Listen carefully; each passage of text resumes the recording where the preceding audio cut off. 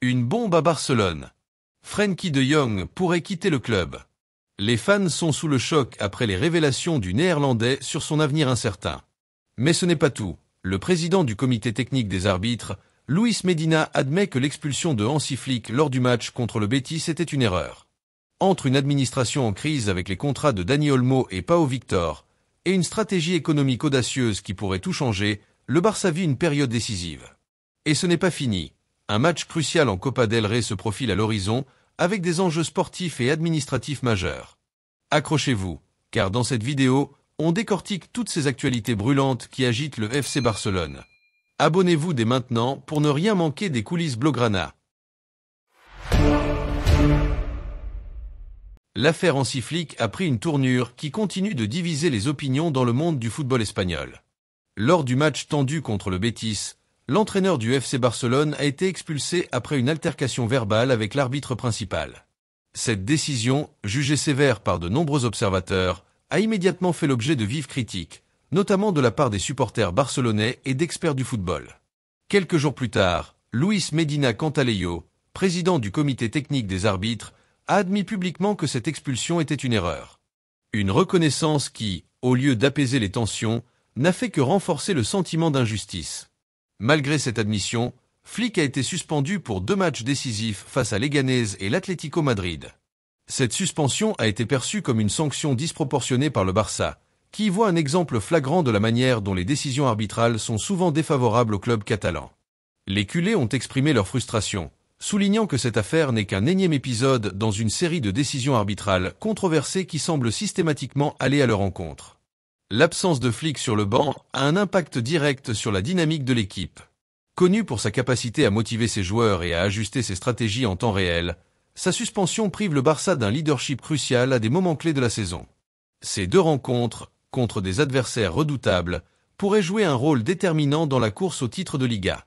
Face à Leganés, une équipe en quête de maintien, et l'Atlético, rival direct dans le haut du classement, chaque détail compte. Les supporters Blaugrana, déjà excédés par ce qu'ils perçoivent comme un traitement inégal, ont lancé des campagnes sur les réseaux sociaux pour dénoncer ces incohérences arbitrales. Des hashtags comme Justice for Barça et Flick Injusticia ont rapidement gagné en popularité, témoignant d'un mécontentement grandissant. Le club, de son côté, envisage de déposer une plainte officielle auprès de la fédération pour contester la suspension de Flick et demander des explications sur les critères de jugement dans de telles situations. Cette affaire pourrait relancer le débat sur l'impartialité des arbitres en Liga et la nécessité d'une réforme dans leur gestion. Si cette suspension ne change pas, le Barça devra trouver des solutions pour maintenir ses performances et surmonter cette nouvelle épreuve. Pour les joueurs, comme pour les supporters, l'heure est à la résilience et à la détermination face à l'adversité. Cependant, le FC Barcelone fait face à une problématique délicate concernant Dani Olmo et Pau Victor, 2 joueurs clés dont l'inscription officielle reste en suspens. La cause principale de ce blocage réside dans un retard important dans la validation des garanties financières, lié à la vente des loges VIP du Spotify Camp Nou, un projet qui devait générer des revenus cruciaux pour la stabilité économique du club. Ce retard met non seulement en péril la participation des 2 joueurs aux compétitions officielles, mais également leur avenir à court terme avec le Barça. Dani Olmo, recruté en grande pompe pour renforcer l'effectif, est un élément essentiel du plan sportif de Hansi Flick. Sa polyvalence et son expérience internationale le placent au cœur du projet Blaugrana. Cependant, la lenteur administrative pourrait non seulement compromettre son engagement, mais également fragiliser le moral de l'équipe. Une clause particulière dans son contrat permettrait à Olmo de partir gratuitement si la situation n'est pas régularisée avant une certaine date, un scénario catastrophique pour Barcelone, à la fois sur les plans sportifs et financiers. Du côté de Pau Victor, jeune espoir récemment intégré, la situation est tout aussi préoccupante. Des clubs comme Séville et le Betis suivent de près son évolution, prêts à saisir l'opportunité si Barcelone échoue à le conserver. Cette pression extérieure ajoute un stress supplémentaire à une situation déjà complexe. Pour Joan Laporta et son équipe, il est impératif de trouver une solution rapide et efficace. Tout retard supplémentaire pourrait avoir des répercussions durables sur la compétitivité et la crédibilité du Barça, un club déjà sous le feu des critiques pour sa gestion économique et administrative. De ce fait, le FC Barcelone a su mettre en place une stratégie économique innovante pour tirer parti de son prestigieux centre de formation, la Masia. Confronté à des contraintes financières strictes, le club mise sur un modèle ingénieux, inclure des clauses de pourcentage sur les ventes futures des joueurs formés au club. Cette approche permet de générer des revenus à long terme tout en conservant un lien financier avec les talents qui poursuivent leur carrière ailleurs. Un exemple frappant de cette stratégie est celui de Mika Marmol, défenseur central formé à la Masia et actuellement joueur de Las Palmas. Grâce à une clause insérée lors de son départ, le Barça pourrait encaisser jusqu'à 5 millions d'euros si Las Palmas accepte une offre de transfert pour le joueur. Des clubs de renom, comme la Roma, ainsi que plusieurs équipes européennes, montrent un intérêt croissant pour ce talent polyvalent, rendant cette clause particulièrement stratégique. Ce modèle n'est pas seulement une réponse aux défis financiers du club, mais également une manière de valoriser l'héritage de la Masia, en montrant que chaque joueur formé conserve une valeur sportive et économique. Avec ce type de clause, le Barça s'assure une source de revenus durables tout en renforçant sa réputation comme l'une des meilleures académies au monde. Et maintenant, parlons du test décisif à venir. Le FC Barcelone se prépare à un rendez-vous crucial en Copa del Rey, une compétition qui pourrait bien définir le reste de sa saison. Cependant, l'incertitude plane. Dani Olmo et Pau Victor, deux joueurs clés du projet sportif, pourraient être absents en raison des problèmes d'inscription liés aux restrictions financières imposées par la Liga. Le club s'efforce de convaincre les instances compétentes, que ce soit la Liga ou les tribunaux, de permettre leur participation. Ce match n'est pas qu'un simple affrontement sportif. C'est une épreuve de vérité pour le Barça, qui doit prouver qu'il peut gérer des défis administratifs tout en restant compétitif sur le terrain. Dani Olmo, avec son expérience et sa polyvalence, pourrait être un atout majeur dans cette compétition, tandis que Pau Victor représente une bouffée d'air frais et un potentiel pour l'avenir. Leur absence mettrait une pression supplémentaire sur Hansi Flick et ses hommes, déjà confrontés à un calendrier exigeant. La Copa del Rey n'est pas qu'un trophée à conquérir. Pour le Barça, elle symbolise aussi une opportunité de rassembler ses supporters autour d'une saison mouvementée. Une victoire dans cette compétition pourrait insuffler une nouvelle dynamique, apaiser les tensions internes et réaffirmer la résilience d'un club habitué à se battre contre vent et marée.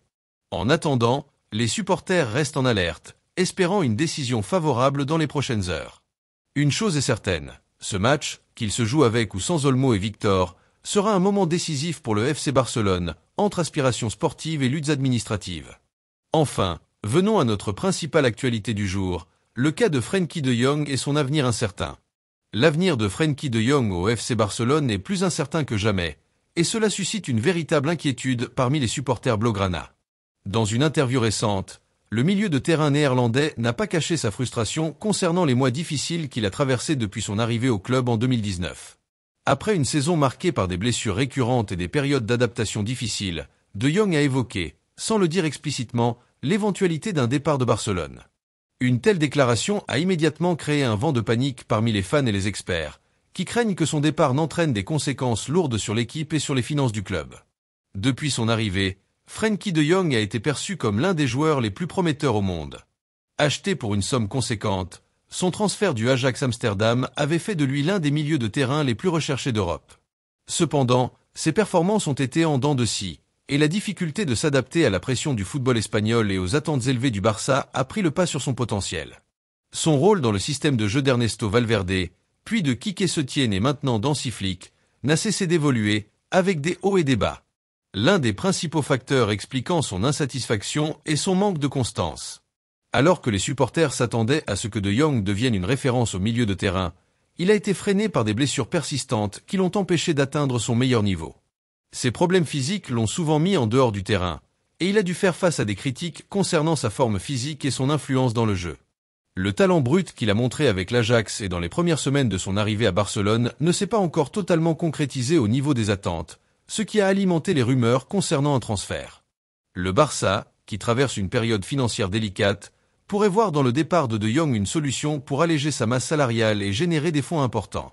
D'autant plus que le Néerlandais est l'un des joueurs les mieux payés du club, avec un salaire qui dépasse les 19 millions d'euros annuels. Une vente pourrait permettre au club de faire une rentrée d'argent significative, particulièrement dans un marché économique tendu.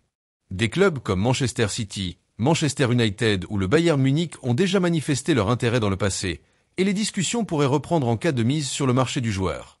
Une vente pourrait en effet offrir au club les liquidités nécessaires pour recruter de nouveaux joueurs ou renouveler les contrats de ses talents clés, comme Pedri et Gavi, tout en respectant les restrictions du fair-play financier. Mais la situation est loin d'être simple pour De Jong. Même s'il semble frustré par ses performances et son rôle au sein du club, il a toujours exprimé son amour pour le Barça et son souhait de réussir au sein de cette institution prestigieuse. Cependant, avec la concurrence croissante au milieu de terrain, avec des joueurs comme Sergio Busquets, Pedri et Gavi qui ont pris de plus en plus de place ces dernières saisons, De Jong pourrait se retrouver dans une position où il ne serait plus garanti de titularisation. Le modèle de jeu instauré par Hansi Flick, axé sur une plus grande agressivité et un pressing plus intense, ne correspond pas toujours au profil de Jong, qui préfère un style de jeu plus posé et créatif. Il est également important de prendre en compte l'aspect humain de cette situation. Frenkie de Jong est un joueur profondément attaché à sa carrière internationale avec les Pays-Bas, et ses performances en club influencent également ses chances de participer à des compétitions majeures comme la Coupe du Monde et l'Euro. Sa place dans l'équipe nationale pourrait être remise en question si ses performances à Barcelone continuent de ne pas répondre aux attentes. Le rôle de Joan Laporta et du conseil d'administration sera crucial dans cette affaire. Le club devra trouver un équilibre entre les impératifs financiers et sportifs. D'un côté, vendre De Jong pourrait offrir une bouffée d'air frais au niveau économique, mais d'un autre côté, perdre un joueur de sa qualité en plein milieu de saison serait un coup dur pour la compétitivité de l'équipe. D'autant plus que son potentiel et son talent sont indéniables, et qu'une fois qu'il aura retrouvé sa meilleure forme, il pourrait redevenir l'un des meilleurs milieux de terrain d'Europe. Les supporters du Barça devront aussi se préparer à la réalité de ce dilemme. Si De Jong décide de quitter le club, cela pourrait être un signal fort des difficultés que traverse le Barça sur le plan sportif et économique. Mais à l'inverse, si le joueur décide de rester et de se battre pour sa place, il pourrait également être un élément central de la reconstruction du club. À mesure que l'histoire de Frenkie de Jong se déroule, il devient de plus en plus clair que sa situation au Barça est en train de jouer un rôle clé dans les choix stratégiques à venir pour l'équipe. Malgré les turbulences qui secouent le FC Barcelone, l'appel à l'unité reste plus fort que jamais. Le club mise sur le soutien indéfectible de ses millions de fans à travers le monde pour affronter les défis actuels. Les supporters, véritables 12e hommes, jouent un rôle crucial dans ces moments délicats. À travers les réseaux sociaux, les forums et les rassemblements, leur passion et leur fidélité continuent d'insuffler de l'énergie à l'équipe et au staff. Les dirigeants appellent à l'optimisme, rappelant que le Barça a toujours su se relever dans les périodes difficiles. Joan Laporta et son équipe insistent sur le fait que les obstacles actuels, bien que significatifs, ne sont pas insurmontables. Ils encouragent les fans à maintenir leur confiance et à continuer de suivre de près les développements, qu'ils soient sportifs ou institutionnels. Les prochains jours s'annoncent décisifs. Que ce soit pour les inscriptions administratives, les prolongations de contrats ou les performances en Copa del Rey, le FC Barcelone a besoin d'un soutien unanime. Chaque défi surmonté rapprochera le club de ses objectifs et consolidera sa place dans l'élite du football européen. Et vous, que pensez-vous de ces récents développements ? Croyez-vous en la capacité du Barça à surmonter ces épreuves ? Partagez vos impressions en commentaire, likez la vidéo et abonnez-vous pour ne rien manquer des actualités Blaugrana. Ensemble, nous continuons de croire en la magie du Barça.